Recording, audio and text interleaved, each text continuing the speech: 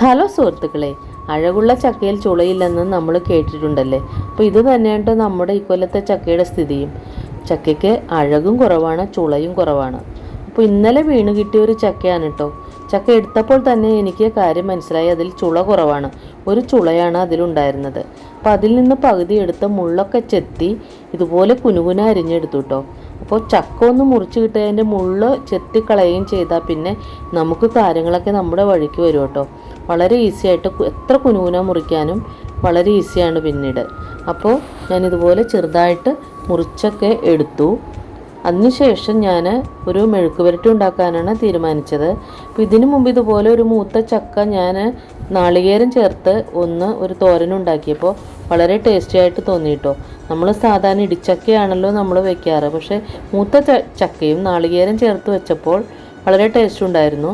അപ്പോൾ ഞാൻ ഇത്തവണ ചെമ്മീനാണ് ചേർക്കാൻ ഉദ്ദേശിക്കുന്നത്. അപ്പോൾ ചെമ്മീന് നേരത്തെ തന്നെ നന്നാക്കി വെച്ചിരുന്നു. അപ്പോൾ ക്ലീനാക്കി വെച്ചിരിക്കുന്ന ചെമ്മീനിൽ നിന്ന് പകുതി എടുത്തിട്ട് ഞാൻ ഒരു ഇടിയൻ കൊണ്ട് പതുക്കെ ചതച്ച് കൊടുക്കുന്നുണ്ട്. അപ്പോൾ ഇങ്ങനെ ചതച്ച് കൊടുക്കുന്നത് ചെമ്മീൻ്റെ കൂടുതൽ ഫ്ലേവർ അതിലേക്ക് കിട്ടാൻ വേണ്ടിയിട്ടാണ്. അതിന് ശേഷം ഈ കുനുകുന അരിഞ്ഞു വെച്ചിരിക്കുന്ന ചക്ക മടൽ, അതായത് ചക്ക ചവണിയോട് കൂടിയ ചക്ക മടൽ അതിലേക്ക് ഇട്ട് കൊടുക്കുന്നുണ്ട്. അപ്പോൾ ഞാൻ ചക്ക ചവണി എന്ന് പറഞ്ഞത് എല്ലാവർക്കും മനസ്സിലാകാൻ വേണ്ടിയാണ്. നമ്മളുടെ നാട്ടിലൊക്കെ ചക്ക പൊല്ല എന്നാണ് പറയാറ്. അപ്പോൾ ചക്ക ചവണിയോട് കൂടിയാണ് ഞാൻ കുനുകുന അരിഞ്ഞു വെച്ചിട്ടുള്ളത്. അപ്പോൾ അതിലേക്ക് ഞാൻ എന്നിട്ട് ഉപ്പും മഞ്ഞൾപ്പൊടിയും 1-2 പച്ചമുളകും കരിവേപ്പിലയും വെളുത്തുള്ളിയൊക്കെ ചേർത്ത് കൊടുക്കുന്നുണ്ട്. അതിനുശേഷം ഈ ചക്ക ചവണിയോട് കൂടിയ ഈ ചക്ക മടൽ തന്നെ നമ്മൾ അതിലേക്ക് ഇട്ട് കൊടുത്തിട്ട് കൈകൊണ്ട് നല്ലപോലെ കുഴച്ചൊക്കെ ചേർത്തു കേട്ടോ. അപ്പോൾ ഈ ചെമ്മീന് അതിലേക്ക് നല്ലപോലെ പിടിക്കാൻ വേണ്ടിയിട്ടാണ് അങ്ങനെ ചേർത്തത്. എന്നിട്ട് ആവശ്യത്തിന് വെള്ളവും ഒഴിച്ചു കൊടുത്തു. ആവശ്യത്തിന് വെള്ളം മാത്രമേ ഒഴിക്കാവൂ. നമ്മൾ അത് വെന്ത് വരുമ്പോൾ പറ്റ നികന്ന് ചേർന്ന് കിട്ടണം. അതിനുവേണ്ടി നമ്മൾ ആവശ്യത്തിന് വെള്ളം ഒഴിച്ചു കൊടുത്തു.